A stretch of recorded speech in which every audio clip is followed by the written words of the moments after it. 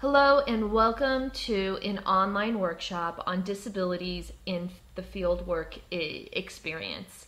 I am Dr. Nina Ghiselli and I am the system-wide Director of Disabilities Services. I'd like to first give an introduction before I start, and because my experience is going to influence how I talk about this issue. I am a graduate of CSPP San Francisco, where I received my society back in 2000. And I have multiple disabilities. I have a learning disability that was diagnosed in 3rd grade, and I also stutter, which also became apparent when I was in elementary school. Sorry, the street sweeper's outside, so just edit this out.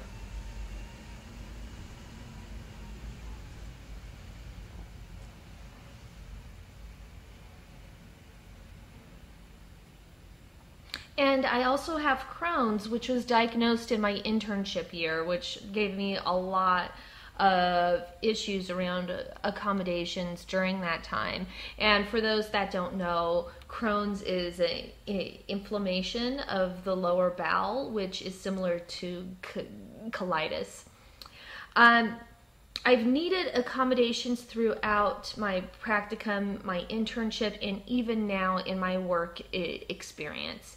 And that's why I think it's so important that students get some advising in this issue, or on this issue, because we don't always think about our disabilities throughout our entire lives, and it's really important to consider how the disability is in the practicum and the internship or any kind of field work experience, because that is forming your professional identity for when you are graduated and you are working in the field.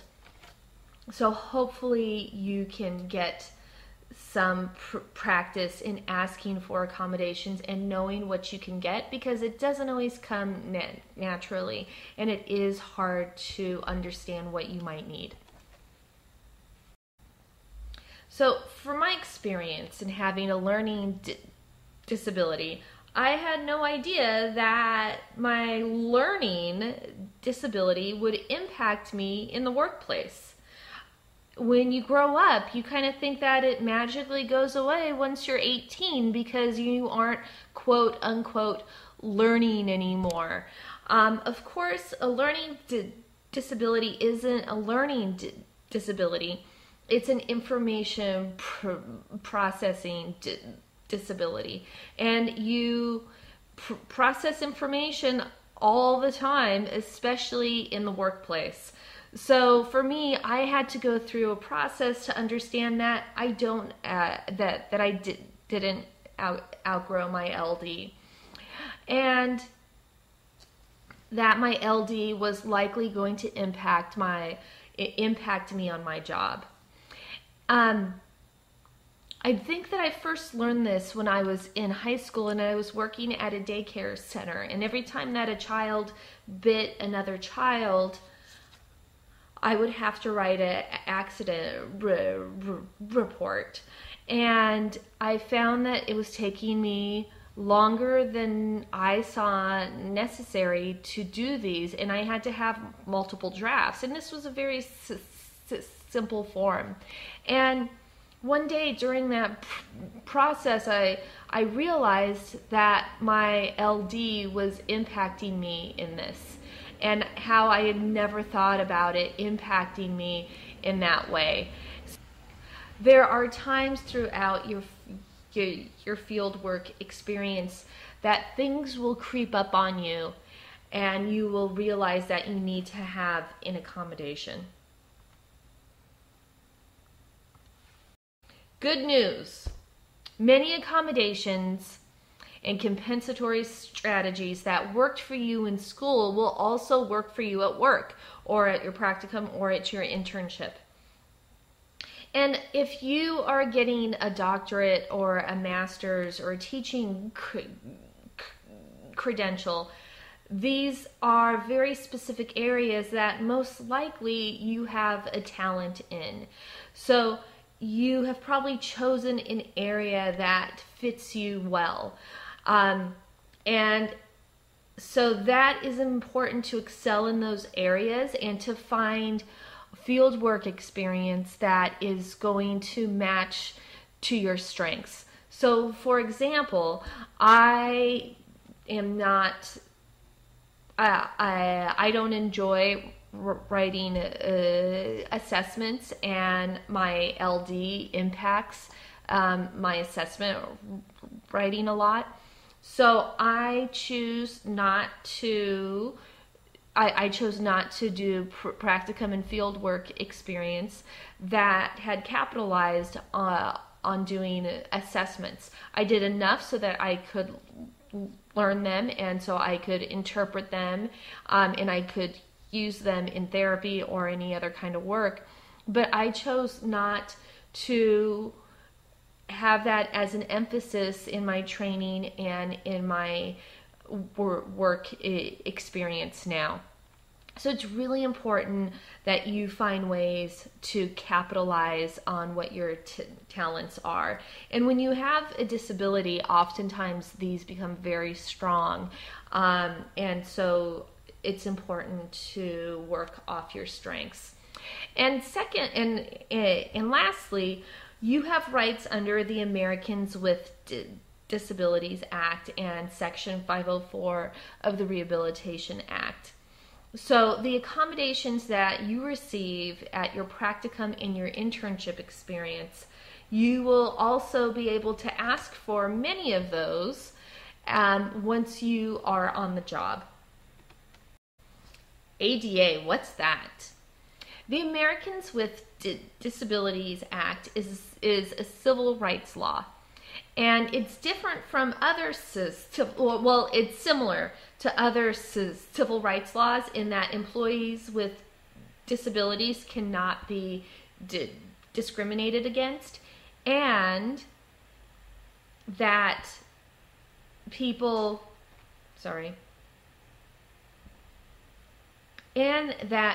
with disabilities in the workplace or in school receive accommodations to minimize the impact of disability on their job performance. And that is actually where the law is different from other kinds of civil rights laws.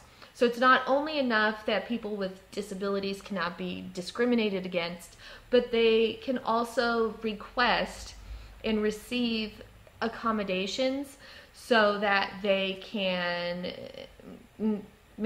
mitigate when their disability is impacting their work.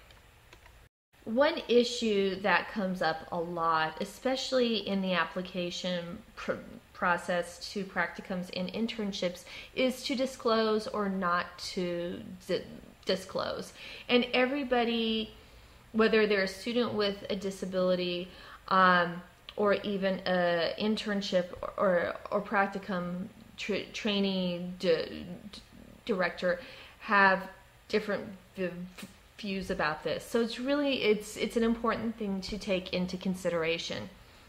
Do you disclose? And do you disclose in the letter of interest to the practicum or the internship agency? I believe that you should not, because you don't know what the attitudes might be of that agency. And for me, I like to represent my disabilities myself and not do it through the written word, because I like to tell people how I feel about them and what can be done instead of them jumping to conclusions about that. I'm very comfortable talking about my stuttering and talking about my LD. So I don't want a letter to misrepresent that. I'd rather have that conversation in person. And that brings us to the next question here, which is, when do you disclose? You could disclose at the interview. And for people who have apparent disabilities, you have that as an option, and supervisors or people interviewing you may ask about that. They're actually not allowed to under the law, but not everybody understands that and knows that. So if you do have an apparent or semi-apparent disability, like stuttering is, you may want to talk about that ahead of time, or to think about how you'll respond to questions. So the way that I respond when I am in a new group or when I'm being interviewed, what I say about my stuttering, and I don't talk about my LD at that point. But what I say about my stuttering is, I just want you to know that I stutter, and I have a lot of really good ideas and good information to say. You'll just have to be a little bit patient waiting for that information. But once I get it out, it's totally worth it. And that seems to put people at ease. They laugh. They see that I am comfortable about it. And I'm also telling them how they should respond to my speech. So you might want to think about saying something like that. But you should talk to people within your community or friends or family about how to respond in that kind of situation. Now, for my stuttering, I don't really need any accommodations other than the other person to be patient and not to discriminate against me, and that also is not an accommodation, it's a right. But for my LD, I do need accommodations.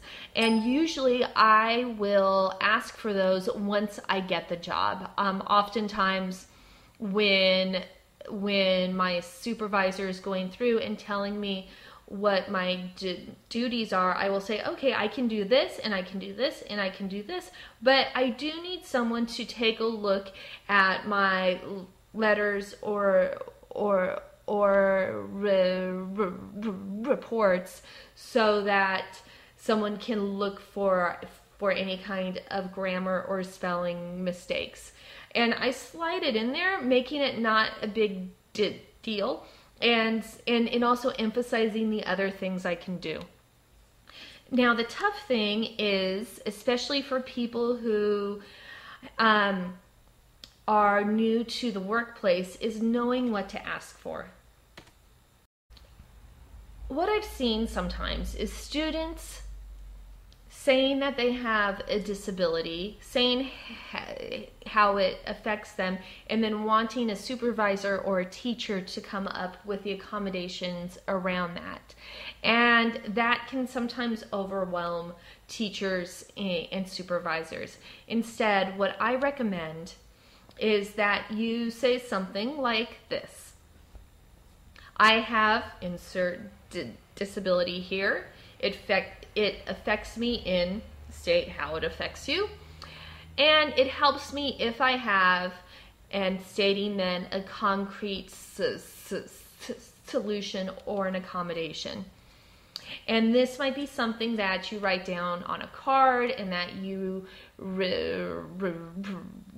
review and practice. Maybe put it on your bathroom mirror so that it becomes automatic. And also know that the solutions that you might need for accommodations might change as you interact in the work environment. But what accommodations do I ask for? It's important to consider what accommodations are going to work when you're in the practicum or the internship experience. One of the first things to consider is what accommodations were used when you were in school. And this might be currently in college, or it might be what you've used throughout your entire life. Second, it's important to consider what the functions of the job are. What do you have to do? What is the percentage of time that, let's say, you have to write notes? And what is the timeliness of those notes? Third, how will the disability impact these functions? And lastly, what might help you do the internship or the practicum to perform to the best of your abilities? What I've done is I've done a case study, and perhaps this is me. So I wanted to look at what accommodations someone might use in school and carry those into the practicum or the internship experience. So this is based on someone who has a language-based LD, and in school they experienced difficulties taking notes, writing essays, reading, math, etc. Accommodations included note takers when needed, editors for paper, extended time on tests, books on tape or disc, and use of a computer to take tests on. And specifically what I did was I looked at my job function as a disability services provider. And my job functions in that are to meet with students to determine appropriate accommodations, which is something that I am skilled at. I don't need accommodations to do that kind of job function. Keep files, including case notes and intake forms, to write reports, to respond to emails from staff, supervisors, students, and faculty, coordinate accommodations such as books on tape, and now it's more books on disc, to coordinate tutors, and to plan and execute workshops. Appropriate accommodations that I have used are text-to-speech readers to read emails and double-check my work. And the one that I've used, and I'm not sure if it's still free or if they've updated it, is readplease.com. And also, if you use a Mac, there is a function that is text-to-speech, so you should look at the accessibility settings on your Mac. But there are some more inexpensive screen readers, as well as some more expensive and more involved ones that do a lot of stuff and that I really enjoy because I can highlight and extract and all of that stuff. But for me, it's important when an email is longer, or when I have to read something that is longer, that I put it into a screen reader and read it in that way, so that I don't miss anything. And also, I use it to double check my own writing. So sometimes I will write something up and play it so that I can hear what my mistakes are, because I'm more likely to catch them in that way, because my eyes just become acclimated to the words and I can't always identify when something doesn't sound right. Also, in my job, I have an editor who will read larger documents and have them go over that. What I've also received as an accommodation on my job is working closely with a supervisor who might read highly important letters or documents, so that I make sure that I'm expressing myself the way that I want to before those things are sent out. Also, I schedule and I take notes on my laptop or on my iPad. I use a software called Inspiration, which is a mind mapping software that to me works really well with how I think. So I take notes on that whenever I'm in meetings. Also, if I need to do files. What I've done in the past is print out my notes, such as progress notes or process notes or that kind of documentation. I print them out on sticky paper and I post them into the file. So you can get that at Staples or any of those kinds of stores, and I believe it's called doctor paper because this is what doctors use to have in their files. That also helps me because not only is it a difficult time when I write, but my handwriting isn't the best and my dyslexia comes out a lot in that way. So the sticky paper has really helped me have very clear notes. Right. What about socialization? One of the things that I've experienced as a person with a disability, but also I've seen others experience too, is that we have to work sometimes twice as hard. So we may work through lunch breaks where everyone else might be going out to lunch and getting together with coworkers. We might be in our offices doing the notes that take us a bit longer to do.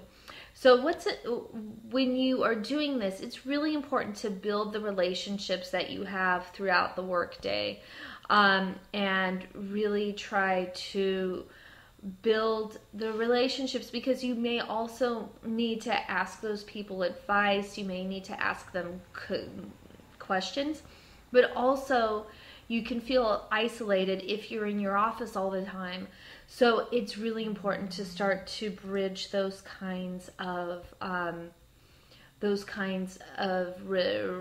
relationships.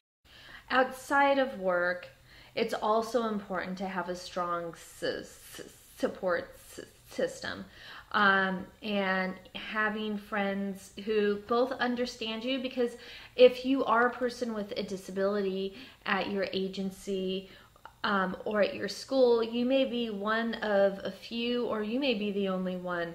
So it's really important to have relationships outside that are validating to your experiences or completely different. Also, ask for help. See a job coach or a therapist to see how to improve any social skills at work, or to just unload and talk about some of the difficulties that you're having. This is the conclusion of the work accommodation workshop. Please see the Office of Accessibility Coordinator if you need accommodations, as well as the Office of Professional Training, or any of the offices that you may be getting your fieldwork experience in.